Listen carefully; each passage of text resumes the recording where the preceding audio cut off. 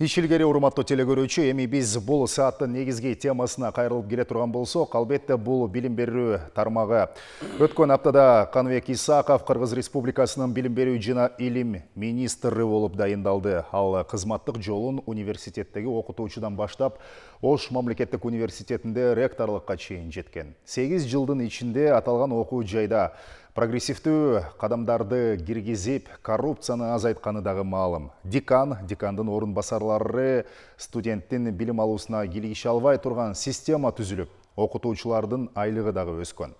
Мисалы, Ош мамлекеттик профессордун айлыгы 37 000 сомго чейин жеткени, албетте бул жакшы нерсе.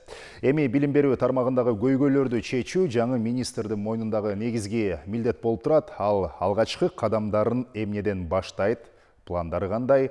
Анда биз студияга Каныбек Абдываситовичти чакырганбыз. Саламатсызбы? Кош келиптирсиз. Кыргыз Республикасынын билим берүү жана илим министри Каныбек Исаков бүгүн Алато 24-түн студиясында. Каныбек Абдываситович, кош келдиңиз. Сиз мынаки министр катары кызматка киришкенден бери бир жумага чукулдап калды. Убакыт болгонуна негизи эле министр болуу, министр катары күндү баштоо кандай экен?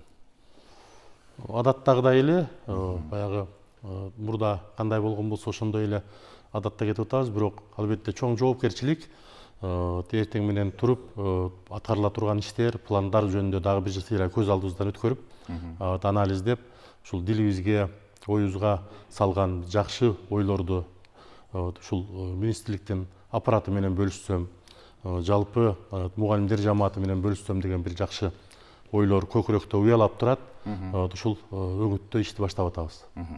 Ишти баштап атабыз деп калдыңыз. Өзүңүз дагы жаңыдан кызматка киришкенде, албетте баягы ушул билим берүү тармагында, илим тармагында мындай бир потенциалды жогорулата турган реформаларды чындап эле жасай ала турган, көмөк көрсөтө турган, кол сунган кадрлар болсо, алар менен иштешүүгө, кызматташууга даярмын дедиңиз да. Сиз ишти эмнеден баштадыңыз? Биринчи кезекте ушул министрликтин аппараты менен таанышып, азыр бөлүмдөр, башкармалыктар менен, секторлор менен таанышып атабыз. Себеби алардын жалпы иштөө стили, андан кийин ошол билим берүү министрлигиндеги өтө көп көйгөйлөрдүн бир жыйындысы топтолуп калган да. Себеби мына коом аркылуу кечээ эле ошо менен 3 күн парламентте депутаттардын суроолоруна жооп берип, ошол көйгөйдүн өтө орчундуу экендигин эми тансыз деле ушул системанын ичинде жүргөндүктөн мындай жакшы билем ичинен.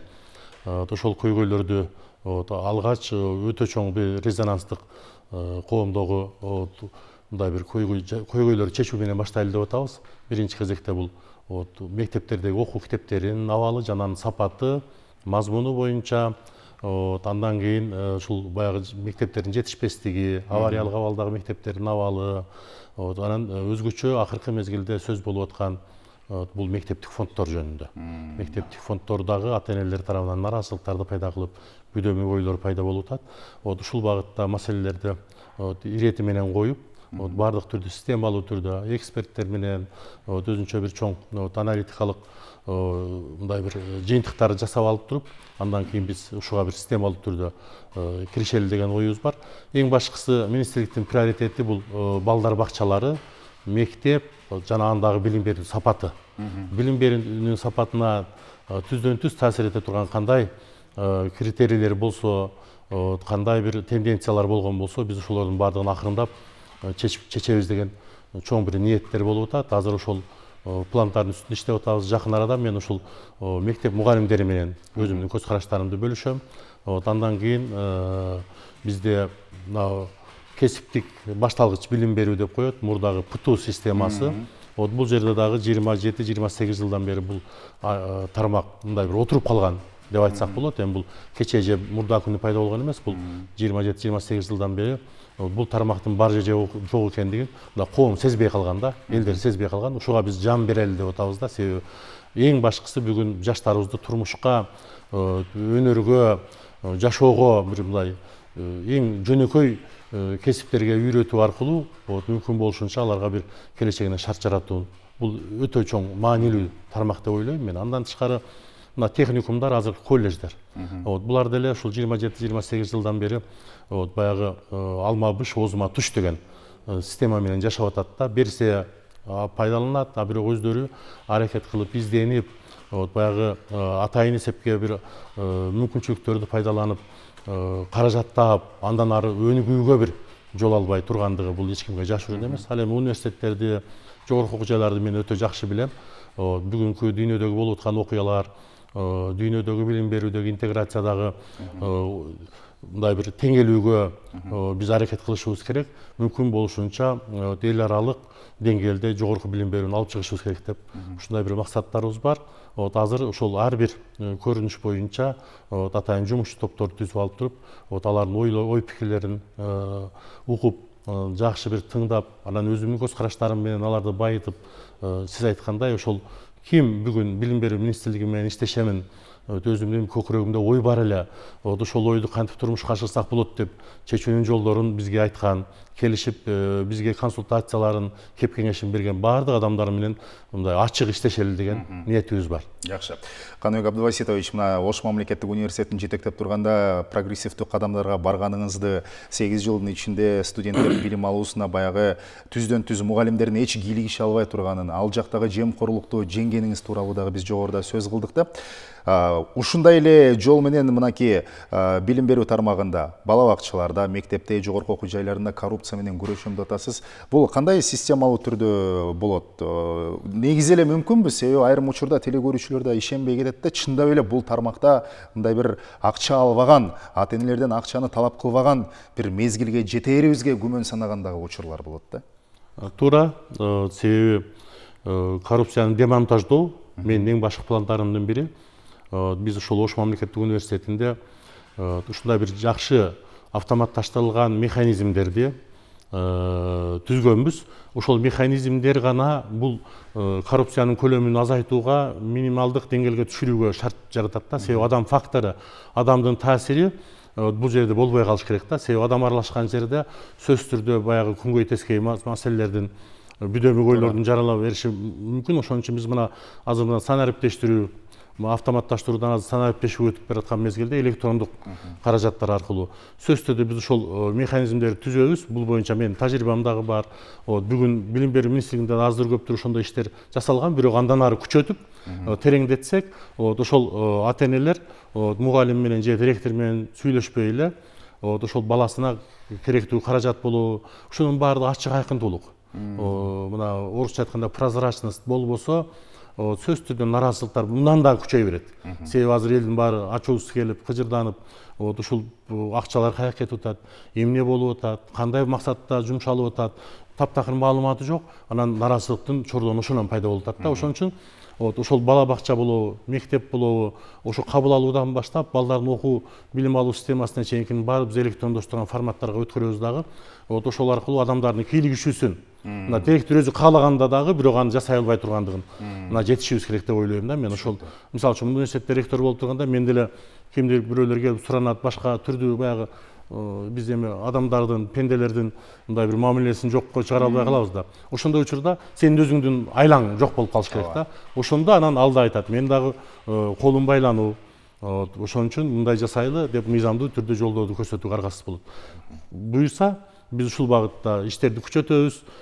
Жакынкы арада бул боюнча коом өзү сезет деп ойлойм мен. Каныбек Абдубаситович, мына ушул тармакта эксперттик коомчулуктун дагы пикирин угуп чогуу көп нерселерди талдайбыз дегениңиз абдан жакшы да. Ошонун улам суроо жаралат. Сизди колдогон 107 эл өкүлүнүн арасында дагы мына ушундай баягы сунуштар, балким суроолор болду. Эл аралык мамлекеттик жана жеке окуу жайларды, жогорку окуу жайларын алып санаганда алардын саны 60тан ашат экен да Кыргызстанда.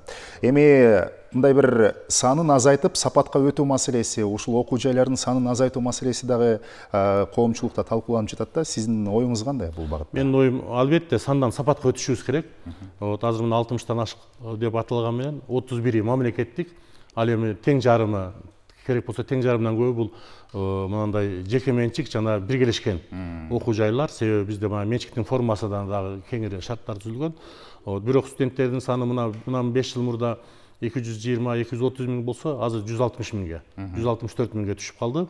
Бул дагы ошол баягы окуу жайлардын тандоо процесси жүрүп атат да. Альтернатива берип, баарына конкуренцияга ылайык чыдап, анан өзгөчө азыр булардын баардыгын регуляция кыла турган нормативтерди биз карашыбыз керек. Эл аралык аккредитация процесси буларды сөзсүз түрдө кыскартат, көп адистердин жабылышына алып келет, мүмкүн болушунча сапатка ыктоого каалайбы алып түртөт. Ошон үчүн биз бул аккредитация системасын, эл аралык жана көз карандысыз аккредитация системасын андан ары өнүктүрүп барсак, бул бир эле мамлекеттик көзөмөл же мамлекеттик координация эмес, жалпы коомчулуктун көзөмөлүнө алып чыгып туруп, биз таразага салышыбыз керек да. Ошондо ар бир окуу жай жанталашып, өзүнүн билим берүү деңгээлинин сапатын көтөргөнгө, инфраструктураны чыңдаганда, академиялык мамилдет алмашуу программаларын жасаганга, кош диплом берүүгө, жалпы ошол иштеп аткан окутуучу, профессордук составдын өзүнүн билим деңгээлин өркүндөтүүгө толук шарттарды жасай баштаган мезгилде кыскарып жүрөт. Бул эми баягы иргелеп отуруп, сөзсүз түрдө окуу жайлардын саны кыскарат деген менде ушундай бир бийик ишеним бар. Себеби мурда кээ бир учурларда жөн гана окуу жайлар өзү менен өзү автономиялуу түрдө жашаган, өзүнүн интеллектуалдык жана профессионалдык деңгээлине гана жараша аракет кылып, кээ бир учурларда баягы күн өткөнү маанилүү болуп калганда, кызматта сен кызматта отурасың, а бирок күн өтө берет деген мындай бир кайдыгерлик орноп калган жерлер дагы жок эмес. Ошон үчүн биз азыр баардыгын бир координация кылабыз, сөзсүз түрдө бир аны текшерип же бир баягындай башкалар ойлогондой эле бир нерселерди жасабайбыз. Биз баардыгын коомдун таразасына коюп туруп, анан ошол коомдун алдында ар бир окуу жай, анын жетекчиси болобу, жамаат болобу, ошол жерде өзүнүн баягы мүмкүнчүлүгүн, жүзүн көрсөтө турган деңгээлге алып чыгалы деген ачык айкындуулук алып чыгабыз. Анан өзүнөн өзү иргелет, сөзсүз түрдө баягы фильтрленет, кыскарат деп ойлойм. Дагы бир маанилүү суроо, мектеп программасында, жогорку окуу жайда билим берүү тармагында мына ушул студенттердин билим алуусуна мындай бир кайсы бир кошумча предметтерди же болбосо заман талабына ылайык дейбизби, мындай бир киргизүү аракети ниети барбы? Себеби дегенде бүгүнкү күндө айрым учурда студенттер мисалы жогорку окуу жайда билим алып жатканда мындай бир заман талабына ылайык биз азыр мына санариптештирүү доору деп атабыз, кандайдыр бир терең ушул багытта бир билим жетпегендей туюлат да. Кандай кесиптерди же болбосо дагы кандай кошумча предметтерди киргизсек деп ойлойсуз мектеп программасына, окуу жайынын программасына? Абдан жакшы суроо болду. Себеби азыр бүгүн окуу жайлардын ишин баалай турган бир эле инстанция бар да, бул иш берүүчүлөр. Мекеме ишканалар же завод, фабрикалар, ошол иш берүүчүлөрдүн талабында алар айтып атат, силер бүгүн чыгарып аткан продукцияңар, адистериңер мынандай компетенцияларга ээ эмес. Мындай мүмкүнчүлүктөрү жок болуп атат. Ошол иш берүүчүлөрдүн талабына ылайык сөзсүз түрдө ар бир жогорку окуу жай улам өзүнүн окуу программаларын өркүндөтүп барыш керек да. Керексиз баягы жөн эле баягы жогорку материяны окутуп, бирок ал турмушка кереги жок болгон болсо, андай предметтерди биз кыскартып барышыбыз керек. Себеби дүйнөлүк практика ушундай. Ал эми балдарды ошол кесипке багыттай турган, кесиптик навыктарды берген, ошол кесипке адис болууга түртө турган жаңы предметтер чыгып атпайбы? Жаңы компетенциялардын талабына ылайык иш берүүчүлөрдүн талаптарын биз кеңири изилдешибиз керек. Жана бул эми мындай да, бүгүн өзгөрүлмө заман. Заман зуулдап өнүгүп атат, а биз бүгүнкү чыгарган балдарыбыз 15 жыл, 20 жылдан кийин да жарактуу болуш керек. Демек биз мезгилдин чакырыктарын терең анализге алышыбыз керек дагы, өзүбүздү 10 жыл, 20 жылдан кийинки келе турган мындай бир чоң мындайча айтканда тездик менен бизге жаңы бир навыктарды, жаңы компетенцияларды талап кылган заманга ылайык даярдашыбыз керек да. Ал үчүн албетте окуу программаларын өркүндөтүшүбүз керек. Сиз айткандай корректировкалашыбыз керек. Керектүүлөрдү алып, дагы бир зарыл болгондорду кошуп, ал эми керексиздерди улам кыскартып барышыбыз керек да. Себеби бизде өзгөчө жогорку билим берүүдө керексиз предметтердин саны өтө көп. Саны өтө көп. Ал жөн гана сааттар окутулуп, акчалар кетип аткан мезгилдер бар. Ал эми мектеп программасында дагы азыр бизге коюлуп аткан мындай бир эң чоң күнөөлөрдүн бири ашыкча окуу жүктөмдөрү менен балдардын башын оорутуп, бирок турмушка керектүү навыктарды сиздер бербей атасыңар деген нерсе бар да. Ошон үчүн биз сөзсүз түрдө мектептик предметтерде бул жерде өтө чоң мындай бир чуулгандуу иш аракеттери менен, кимдир бирөөнүн кызыкчылыктары менен мына өтө турган процесс да. Ушунун баарын акыл эстүү түрдө баардыгын бир карап туруп, албетте ошол биринчи кезекте мектеп мугалимдеринин өздөрү менен кеңешип, ушул зарылбы, зарыл эмеспи, дагы бизде кандай предметтер бүгүн балдарга зарыл болуп атат алардын жан дүйнөсүнө. Алардын эртең бир мектепте бул балдардын дүйнө таануусун калыптандыруу, инсан катарында бир жетилүүсүнө көмөк көрсөтүү да негизги. Анан жалпы дүйнөлүк мындай бир илим билимдин базалык деңгээлде билим алуусуна жетишүү болгондон кийин Көбірек мен ушул азыркы мезгилде мен ойлонуп аткан бул мектепте биз тарбиялык иш аракеттерге, талим тарбияга ар бир баланын инсан катарында руханий жактан мындай бир бышык болушуна, нравалык жактан бир мындай адеп ахлагы жогору болушуна көбүрөөк биз аракет кылышыбыз керек деп ойлойм. Мисалы сиз балдардын башын ашыкча оорутпайбыз деген маселени айтып атсаңыз, Финляндия өлкөсү эсиме келип атат да. Ал мамлекет билим берүү системасында өтө олуттуу реформа жасай алды. Жөнөкөй эле мисалы Финляндияда окуучуларды ашыкча жүктөп, баягы кошумча сабактарды берип, же болбосо үйгө тапшырмаларды бербейт экен да. Ушул сыяктуу бир олуттуу кадамдарга мындай бир сиздин башкарууңуз алдында биз жете алабыз деп ишенсек болобу? Азыр эми мен өзү иштеп атканыма 3 күн 4 күн убакыт болду. Баарын келечекте сөзсүз себеби биз жалпы дүйнөдөгү тенденцияларга тылайык. Анан эң башкысы айланып келип бул дүйнөлүк тенденция деле эмес. Бул биздин балдардын сапаттуу билим алуусуна кандай зарылдыктар болгон болсо биз ошолорду камсыз кылышыбыз керек. Эгер министрликтин күчү жете турган маселелер болсо да, анан мен ойлоп атам ушул балдардын билим алуусу үчүн өзгөчө кошумча билим алууга басым жасашыбыз керек да. Баягы балдардын мисалы үчүн спорттук секциялары, түрдүү мындай бир маданий кружоктор, кайсы бир илимий багыт боюнча балдарды мына робототехника дейбизби, бүгүнкү IT технологиядан пайдалануу дейбизби, ушул кошумча билим алуусуна шарттарды жаратышыбыз керек деп ойлойм. Андан кийин окуу куралдарындагы, окуу китептериндагы сөзсүз түрдө электрондук вариантын күчөтсөк деген. Себеби бала бир эле ошол китеп, албетте китеп бул маанилүү, бул негизги багыт жана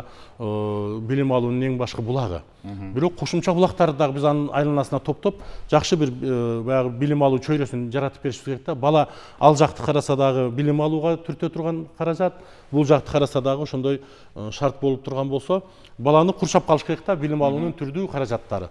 Ушул багытта өнүгөбүз деген, ушул багытты мен колголайм деген ниетим бар. Эми Каныбек Абдываситович, соңку суроо болсун. Мынакей азыр коомчулукта дагы бир талкууланып жаткан нерсе, бул латын алфавитине өтүү маселеси болуп атат да. Сиздин пикириңиз кандай? Жана мына латын алфавитине өтсөк, биз өнүгө алабыз, бир жетишкендиктерге жете алабыз деген ойду айтсак болобу? Эми бул жерде азыр коомдо түрдүү сөздөр, пикирлер жаралып кетти. Мага окумуштуу катарында ошондой парламентте суроо берилгенде бунун келечеги жөнүндө, түрдүү мындай бир кырдаалдар жөнүндө мен ой бөлүштүм, бирок анын ичинен жулуп алып эле мындай бир башка өңүткө күчөп кетти окшойт. Албетте биз бүгүн мына Евразесте интеграцияланган өлкө катарында биз азыр кириллицада жашап атабыз. Биздин кошуна өлкөлөрдө латынга өткөндөрү дагы бар, бирок мунун баардыгы айланып келип биздин эгер ошол канча жылдан бери совет бийлигинин мезгилинен берки китептерибизди биз латын графикасына өткөрүү үчүн, азыр дагы ошондой даярдык процесстери жүрүү үчүн өтө чоң акча каражаттары керек болот. Ага биздин элибиз азыр бүгүн даяр эмес деп ойлойм мен. Ошон үчүн биз азырынча ушул алфавитти ошол өзүбүздүн мүмкүн болушунча кыргыз тилинин деңгээлин көрсөтүп турган, бүгүн балдарыбыз билим алган, бул эми өтө чоң каражат талап кылат. Мына окуу китептерин кайрадан жазуу, анан бүтүндөй бир графиктен экинчи графикага өтүп аткан мезгилде эл туташ сабат сыяктуу көрүнүштөр пайда болот да. Ошон үчүн биз буга өтө этият барышыбыз керек деп ойлойм. Анан бул эми ойлонуп бир топ даярдык талап кылган процесс.